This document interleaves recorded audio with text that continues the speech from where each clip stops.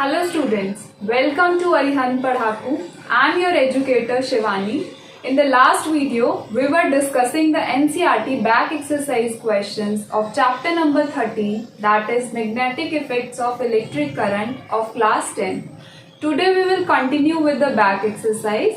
So question number 8 is, how does a solenoid behave like a magnet? Can you determine the north and south poles of a current carrying solenoid with the help of a bar magnet? Explain. जो solenoid होता है वो basically एक long coil होती है जो कि बहुत सारी सर्कुलर कॉइल से मिलकर बनी होती है. ठीक है, जब भी हम सोलेनॉइड के थ्रू करंट फ्लो कराते हैं तो उसके लिए जो मैग्नेटिक फील्ड आता है, जो मैग्नेटिक फील्ड लाइंस आती हैं, that are similar to that of a bar magnet. आप इन फिगर्स में देख सकते हैं, इसमें हमने बार मैग्नेट के लिए मैग्नेटिक फील्ड लाइंस दिखाई हैं. बार मैग्नेट के लिए जो मैग्नेटिक फील्ड लाइंस होती हैं वो कुछ इस तरह दिखती हैं. नॉर्थ पोल से स्टार्ट होती हैं और साउथ पोल पे एंड होती हैं. और इनसाइड द मैग्नेट जो फील्ड की डायरेक्शन होती है that is from south to north pole. ठीक है, सिमिलरली ऐसा ही सोलेनॉइड के केस में भी आप देख सकते हैं, जो फील्ड लाइंस हैं वो बार मैग्नेट की तरह ही दिखाई गई हैं और वैसे ही ऑब्जर्व होती हैं. सो जो सोलेनॉइड है वो एक तरह से बार मैग्नेट ही होते हैं और सोलेनॉइड के भी बार मैग्नेट की तरह दो पोल्स होते हैं, एक नॉर्थ एंड एक साउथ. नाउ अब नेक्स्ट पार्ट में पूछा गया है, can you determine the north and south poles of a current carrying solenoid with the help of a bar magnet. Yes, हम कर सकते हैं. बार मैग्नेट की हेल्प से हम सोलेनॉइड के पोल्स का पता कर सकते हैं. अगर हम जो बार मैग्नेट के नॉर्थ पोल को अगर नेगेटिव टर्मिनल के पास लाते हैं, सोलेनॉइड की जो बैटरी है उसके नेगेटिव टर्मिनल के पास लाते हैं, तो जो सोलेनॉइड है वो मैग्नेट को रिपेल करता है. और जैसा कि हमें पता है, लाइक पोल्स जो है रिपेल करते हैं एक दूसरे को और अनलाइक पोल्स अट्रैक्ट करते हैं. तो जो एंड है सोलेनॉइड का, जो नेगेटिव टर्मिनल के पास वाला होगा वो नॉर्थ पोल होता है और सिमिलरली जो एंड पॉजिटिव टर्मिनल के पास होता है वो साउथ पोल होता है. सो इस तरह हम with the help of bar magnet we can determine the north and south poles of a solenoid. Question number 9 is, when is the force experienced by a current carrying conductor placed in a magnetic field largest? एक अगर conductor है which is current carrying conductor, उसको हमने magnetic field में रखा हुआ है, तो हमें बताना है कि उस पे फोर्स मैक्सिमम किस कंडीशन में लगेगा. तो जो कंडक्टर है उस पे फोर्स मैक्सिमम लगेगा when the direction of current is perpendicular to the direction of magnetic field. That means जब करंट और मैग्नेटिक फील्ड के बीच में एंगल होगा 90 डिग्री का. In that case, the force experienced by the current carrying conductor would be maximum. Question number 10 is, imagine that you are sitting in a chamber with your back to one wall. An electron beam moving horizontally from back wall towards the front wall is deflected by a strong magnetic field to your right side.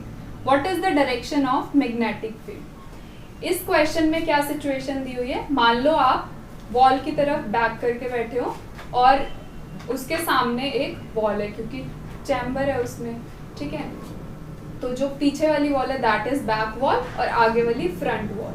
तो एक electron beam है जिसकी direction है toward back wall से front wall, मतलब back wall से front wall इधर की तरफ. ठीक है, तो जो करंट की डायरेक्शन होगी that will be opposite to that of the electron. तो करंट की डायरेक्शन किधर से होगी, फ्रंट वॉल से बैक वॉल इधर की तरफ.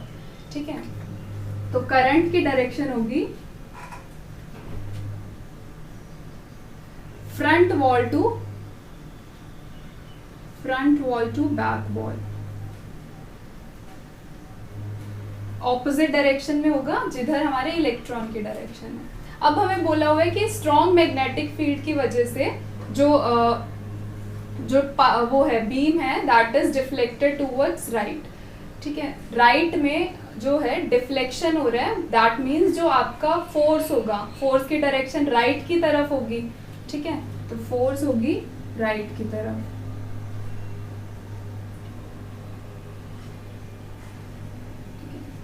अब देखो हमें फोर्स की डायरेक्शन पता चल गई एंड करंट की डायरेक्शन पता चल गई, तो हम using Fleming's left hand rule we can determine the direction of magnetic field. इस रूल के अकॉर्डिंग देखो क्या होता है, अगर आप अपने लेफ्ट हैंड के thumb, four finger and middle finger को इस तरह स्ट्रेच करते हो कि आपकी जो तीनों फिंगर्स हैं वो एक दूसरे के परपेंडिकुलर हैं, ठीक है, तो जो आपका थंब है वो क्या बताता है, that gives the direction of the magnetic force, और जो आपकी फोर फिंगर होती है that gives the direction of field, and जो आपकी मिडिल फिंगर होती है वो करंट को बताती है, ठीक है। अब इस केस में जो करंट है that is from front to back wall, मतलब इधर की तरफ करंट है, ठीक है, और जो आपका फोर्स है दैट इज राइट साइड में, ये फोर्स हो गया, करंट हमारी इधर हो गया, ठीक है। तो जो आपकी फील्ड है वो किस डायरेक्शन में आ रही है, डाउनवर्ड डायरेक्शन में, सो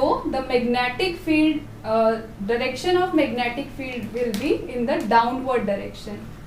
तो फील्ड की डायरेक्शन क्या होगी, downward. This is the answer. The magnetic field will be in the downward direction. Question number 11 is, draw a label diagram of an electric motor. Explain its principle and working. What is the function of a split ring in an electric motor? इस question में हमें electric motor की principal और working के बारे में discuss करना है। तो जो इलेक्ट्रिक मोटर होती है, it is a device which converts electrical energy into mechanical energy. ये जो डिवाइस है ये वर्क करती है मैग्नेटिक इफेक्ट ऑफ करंट के प्रिंसिपल पे, जिसकी अकॉर्डिंग क्या होता है, जब भी हम किसी करंट कैरिंग कॉइल को मैग्नेटिक फील्ड में रखते हैं, ठीक है, तो उस पर फोर्स लगता है, जिस फोर्स की वजह से वो कॉइल रोटेट करती है, ठीक है। अब हम इसकी वर्किंग डिस्कस करते हैं डिटेल में। इससे पहले आप ये डायग्राम देखिए।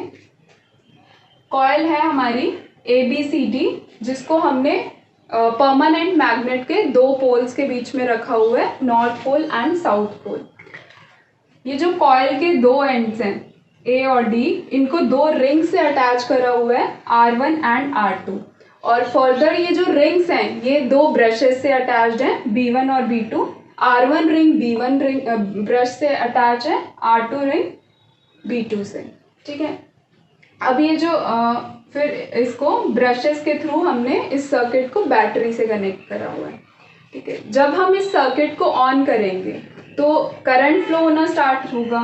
इनिशियली मान लो जो आपकी कॉइल है वो हॉरिजॉन्टल पोजीशन में है, जिसमें कि करंट फ्लो हो रहा है DCBA डायरेक्शन में, ठीक है।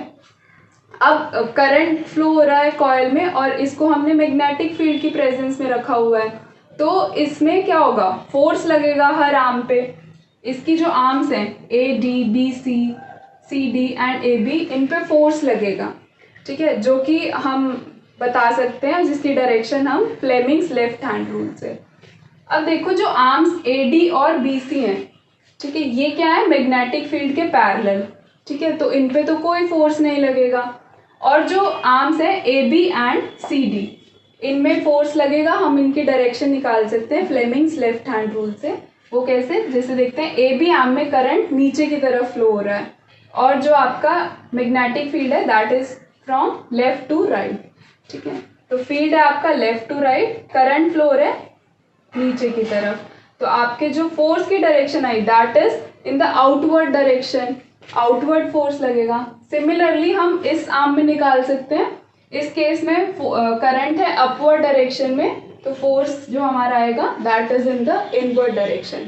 इन फोर्सेस के साथ साथ इस कॉइल पे टॉर्क भी लगेगा, जिसकी वजह से ये कॉइल रोटेट करेगी एंटी क्लॉकवाइज डायरेक्शन में, ठीक है। अब जब जैसे जैसे कॉइल रोटेट करेगी ये हॉरिजॉन्टल पोजीशन से वर्टिकल पोजीशन की तरफ आएगी, और जैसे ही वो वर्टिकल पोजीशन में आएगी तो उस केस में क्या होगा, ये जो रिंग्स है इससे इसका कांटेक्ट मतलब टूट जाएगा, कांटेक्ट नहीं रहेगा, तो कॉइल जो है रोटेट नहीं करनी चाहिए, बट वो एकदम रुकती नहीं है due to inertia of motion, वो रोटेट करती रहती है, ठीक है। After passing through the vertical position, जो कॉइल है आपकी, ठीक है, वो इस तरह से रोटेट हो जाएगी कि ये जो रिंग्स हैं जो R1 रिंग पहले B1 ब्रश से कनेक्टेड था, अब ये B2 से कनेक्टेड हो जाएगा।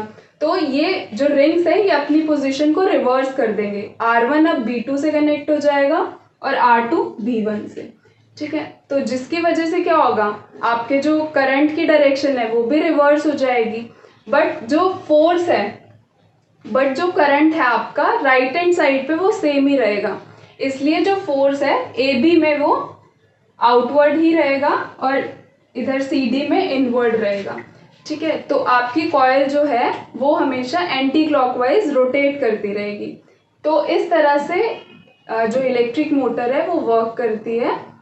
ठीक है, अब नेक्स्ट पार्ट में पूछा हुआ है what is the function of a split ring in an electric motor. जो स्प्लिट रिंग्स लगी होती है मोटर में उनका क्या काम होता है। जो स्प्लिट रिंग्स होती हैं दे वर्क एज कॉम्यूटेटर, मतलब वो क्या करती हैं, वो करंट की डायरेक्शन को रिवर्स करती हैं। यही उनका फंक्शन होता है, करंट की डायरेक्शन को रिवर्स करना।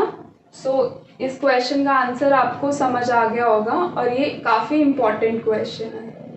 Question number 12 is name some devices in which electric motor is used. हमें कुछ डिवाइसेस के एग्जाम्पल देने हैं जिनमें इलेक्ट्रिक मोटर का यूज़ होता है। तो बहुत सारे एग्जाम्पल्स हैं हमारी डे टू डे लाइफ में, जैसे electric fans, refrigerator, washing machine, mixers, MP3 player, computer and etcetera. तो थोड़े हम लिख लेते हैं। फैन में यूज़ होता है, रेफ्रिजरेटर्स में यूज़ होता है इलेक्ट्रिक मोटर, मिक्सर्स में यूज़ होती है, कंप्यूटर्स में यूज़ होती है, MP3 प्लेयर्स और भी बहुत सारे अप्लायंसेस हैं जिनमें इलेक्ट्रिक मोटर यूज होती है। Question number 13 is a coil of insulated copper wire is connected to a galvanometer. What will happen if a bar magnet is first pushed into the coil, second withdrawn from inside the coil, third held stationary inside the coil. इस case में एक coil है, उसको galvanometer से connect करा हुआ है। ठीक है, हमें बताना है कि इन तीन केसेस में क्या होगा अगर बार मैग्नेट को हम कॉइल के अंदर पुश कर दें। फर्स्ट केस में अगर हम बार मैग्नेट को कॉइल के अंदर पुश करेंगे तो जो गैल्वेनोमीटर है it will show a deflection. क्यों डिफ्लेक्शन शो करेगा, क्योंकि इसकी वजह से क्या होगा, जो ये हम मैग्नेट को पुश कर रहे हैं कॉइल में, इसकी वजह से करंट इंड्यूस होगा, that is due to the relative motion of the coil and the magnet. तो फर्स्ट का आंसर है the galvanometer will show a deflection in particular direction for a moment because of induced current that is due to the relative motion of the coil and the magnet. So first case में जो galvanometer है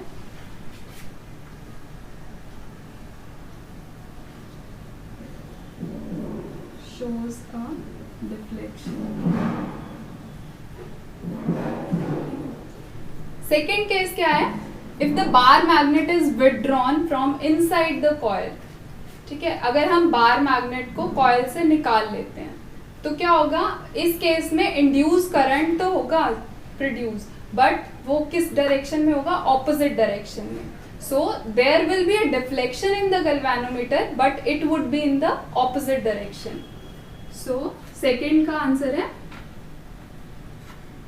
galvanometer shows deflection in opposite direction.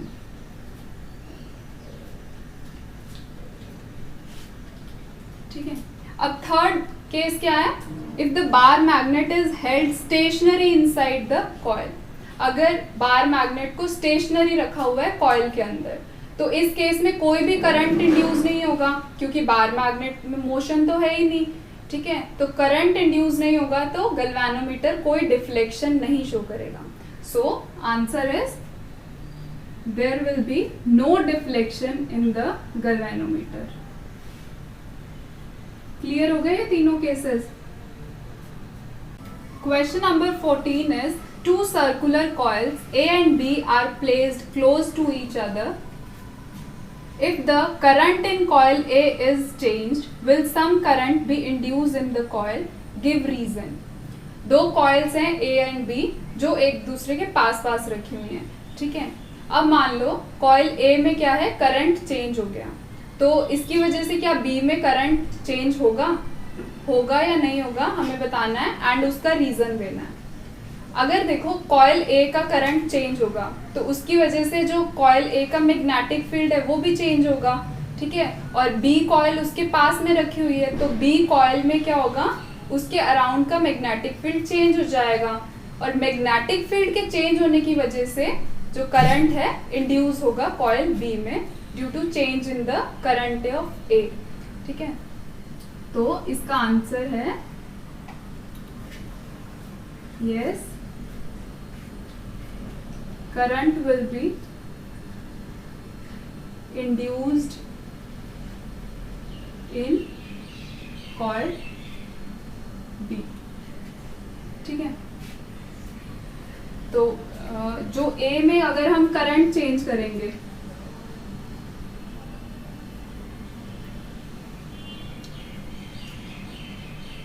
इसकी वजह से क्या होगा, A का magnetic field change होगा,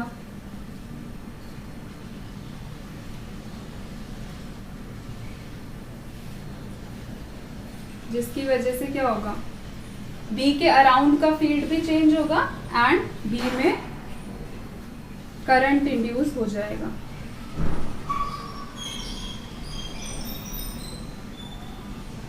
So this is the answer and its reason is also there. Question number 15 is state the rule to determine the direction of a first magnetic field produced around a straight conductor carrying current. एक straight conductor है, ठीक है, wire या कुछ भी, ठीक है, उसमें करंट है एंड उसकी हमें बताना है कि किस रूल से हम डायरेक्शन बता सकते हैं फील्ड की, मैग्नेटिक फील्ड की, ठीक है। तो जो इसमें रूल यूज होता है that is Maxwell's right hand thumb rule, ठीक है।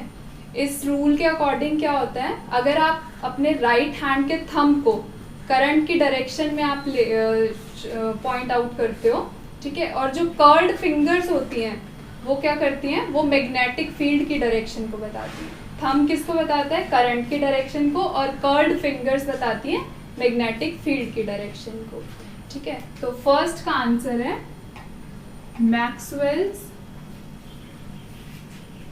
Right hand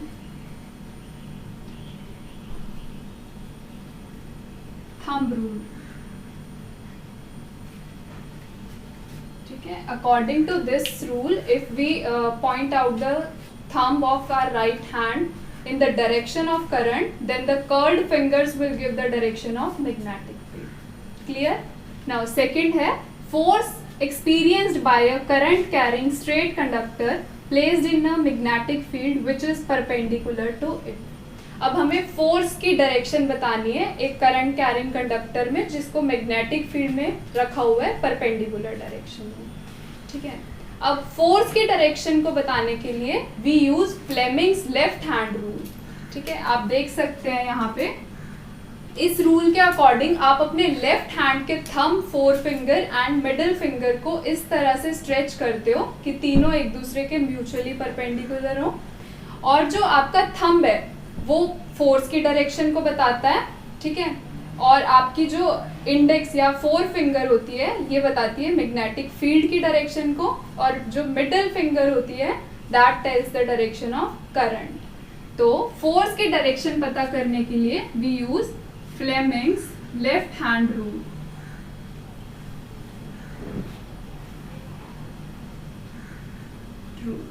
clear?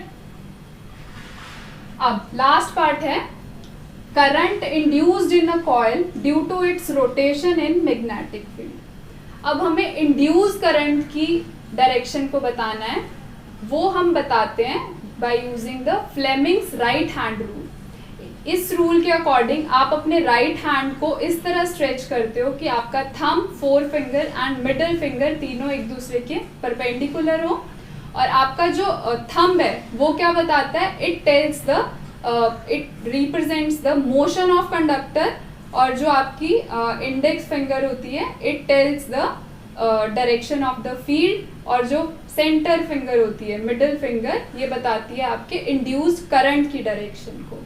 So by using Fleming's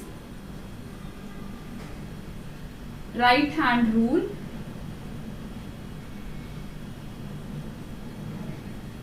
we can determine the direction of induced current. यहाँ पे आप देख सकते हैं थंब आपका मोशन ऑफ कंडक्टर बताता है, फील्ड बताती है फोर फिंगर, और इंड्यूस करंट बताता है आपका middle finger. Clear? So this is the answer of this question. तीनों पार्ट आई थिंक आपको क्लियर हो गए होंगे. Question number 16 is explain the underlying principle and working of an electric generator by drawing a label diagram. What is the function of the brushes? इस question में हमें electric generator की पूरी working और उसका प्रिंसिपल समझाना है. तो वो स्टडी करने से पहले इलेक्ट्रिक जनरेटर होता क्या है. It is a device which converts mechanical energy into electrical energy. और इसका जो प्रिंसिपल होता है, जो इलेक्ट्रिक जनरेटर होता है, it works on the principle of electromagnetic induction EMI. ठीक है. अकॉर्डिंग टू विच जब भी हम किसी कॉइल को एक मैग्नेटिक फील्ड की प्रेजेंस में रोटेट कराते हैं, ठीक है, तो उसमें करंट इंड्यूस होता है, जिसकी वजह से मैकेनिकल एनर्जी जो है इलेक्ट्रिकल एनर्जी में कन्वर्ट हो जाती है. ठीक है. तो अब इसकी वर्किंग हम स्टडी करते हैं. ये इसका डायग्राम है. इसमें एक हमने कॉइल, इसमें कॉइल होती है rectangular coil, that is ABCD, जिसको बोलते हैं आर्मेचर कॉइल. इस कॉइल को हम दो पोल्स के बीच में रखते हैं परमानेंट मैग्नेट के, that is north pole and south pole. ठीक है. ये जो कॉइल के दो एंड्स हैं AD, ये दोनों दो रिंग से अटैच्ड हैं. ठीक है. That is R1 and R2, और R1 और R2 के बिल्कुल साथ में दो ब्रशेस कनेक्टेड हैं B1 and B2, Jin brushes को उसके बाद गैल्वेनोमीटर से कनेक्ट किया गया है. ठीक है. तो सबसे पहले हम इस कॉइल को मान लो इनिशियली हमने क्लॉकवाइज डायरेक्शन में रोटेट कराया. ठीक है. जब हम इसे क्लॉकवाइज डायरेक्शन में रोटेट कराते हैं तो जो आपकी आर्म AB है ये ऊपर की तरफ मूव करती है और आर्म CD नीचे की तरफ. ठीक है. इस रोटेशन की वजह से इन आर्म्स में AB और CD में करंट इंड्यूस होगा, जिसकी डायरेक्शन हम फ्लेमिंग्स राइट हैंड रूल से निकाल सकते हैं, जो कि है इस केस में ABCD. ठीक है. तो जब हाफ रोटेशन कंप्लीट हो जाती है तो उसके बाद जो है ये जो कॉइल है ये अपनी जो है डायरेक्शन, जो पहले आर्म AB ऊपर की तरफ मूव कर रही थी, अब आर्म AB नीचे की तरफ मूव करेगी और CD आर्म ऊपर की तरफ मूव करेगी. तो हाफ रोटेशन के बाद ये कॉइल अपनी डायरेक्शन को रिवर्स कर देता है. ठीक है. डायरेक्शन रिवर्स होने की वजह से इनकी जो इंड्यूस करंट है उसकी डायरेक्शन भी चेंज होगी. ठीक है. पहले जो ABCD थी, now it will be DCBA. तो हाफ रोटेशन के बाद क्या हो रहा है कि आपके करंट की पोलैरिटी चेंज हो रही है. ठीक है. और इसी तरह के करंट को जो अपनी पोलैरिटी को चेंज करता है after regular interval of time, that is known as alternating current या AC. और जो डिवाइस ये AC प्रोड्यूस करती है that is known as AC generator. तो ये जो है ये AC जनरेटर है. ठीक है. अब लास्ट पार्ट में पूछा हुआ है what is the function of the brushes. ये जो ब्रशेस हैं ये गैल्वेनोमीटर से कनेक्टेड है. ठीक है. तो इनका मेन काम क्या होता है, ये जो करंट इंड्यूस होता है इसको एक्सटर्नल सर्किट्स तक पहुंचाते हैं, करंट को ट्रांसफर करते हैं एक्सटर्नल सर्किट्स तक. तो ये इसकी पूरी वर्किंग थी AC जनरेटर की. आई होप आपको समझ आई होगी अच्छे से. Question number 17 is when does an electric short circuit occur. Short circuit कब होता है? देखो, शॉर्ट सर्किट होने के दो रीजंस हैं. पहला तो जब आपके सर्किट में जो वायर्स है उनका इंसुलेशन डैमेज हो जाए. ठीक है। इंसुलेशन डैमेज होने की वजह से जो आपकी लाइव वायर और न्यूट्रल वायर है वो एक दूसरे के डायरेक्ट कांटेक्ट में आ जाएंगी। एक दूसरे के डायरेक्ट कांटेक्ट में आने की वजह से क्या होता है कि करंट जो है वो बहुत ज्यादा एब्रप्टली इंक्रीज करता है, जिसकी वजह से शॉर्ट सर्किट हो सकता है। सो फर्स्ट रीजन क्या है, शॉर्ट सर्किट कब हो सकता है? जब आपकी लाइव वायर और न्यूट्रल वायर डायरेक्ट कांटेक्ट में हो। Direct contact between live wire and neutral wire. ठीक है। अब शॉर्ट सर्किट होने का एक और भी रीजन हो सकता है, अगर आप बहुत ज्यादा हाई पावर रेटिंग वाले अप्लायंसेस को एक साथ एक सिंगल सॉकेट में ही यूज करोगे तो उस सर्किट की जो रेजिस्टेंस है वो बहुत कम हो जाएगी। रेजिस्टेंस कम होने की वजह से करंट एकदम तेजी से बढ़ेगा। ठीक है, करंट बढ़ने की वजह से बहुत ज्यादा बढ़ेगा, जिसकी वजह से शॉर्ट सर्किट हो सकता है। तो सेकंड इसका रीजन क्या हो सकता है? Connecting to many high power rating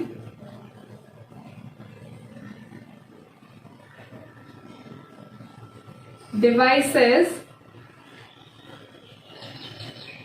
to a single socket।